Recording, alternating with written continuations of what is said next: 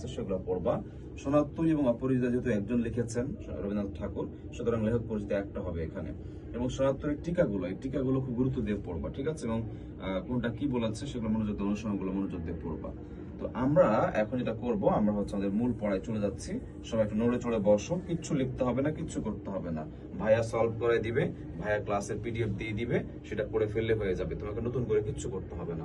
ওকে, তাহলে চল আমরা সলভ করতে শুরু করে দিচ্ছি। আমরা বিসমিল্লাহির রহমানির রহিম। প্রথমে দেখতে পাচ্ছি আমরা নিচের কোনটি বিস্ময়ী ভবনের উদাহরণ দেওয়া হয়েছে। আমরা জানি ধ্বনির পরিবর্তনের মধ্যে এই বিস্ময়ী ভবন হচ্ছে খুবই গুরুত্বপূর্ণ। এটি সংজ্ঞাটাও পরীক্ষা আসে। এই বিস্ময়ী ভবন থেকে দুই ধরনের পরীক্ষা আসে, একটা হচ্ছে সংজ্ঞা এবং আরেকটা আসে হচ্ছে উদাহরণ। বেশি উদাহরণ আসে আর সংজ্ঞাটা একটু কম আসে। তো এইটা খুবই গুরুত্বপূর্ণ, এটার উদাহরণ এবং সংজ্ঞা। তো সংজ্ঞাটা কি ছিল আমরা জানি, দুটো সমবর্ণের একটির পরিবর্তনকে বিস্ময়ী ভবন বলে। বলো কি বলেছি? দুটো সমবর্ণের একটির পরিবর্তনকে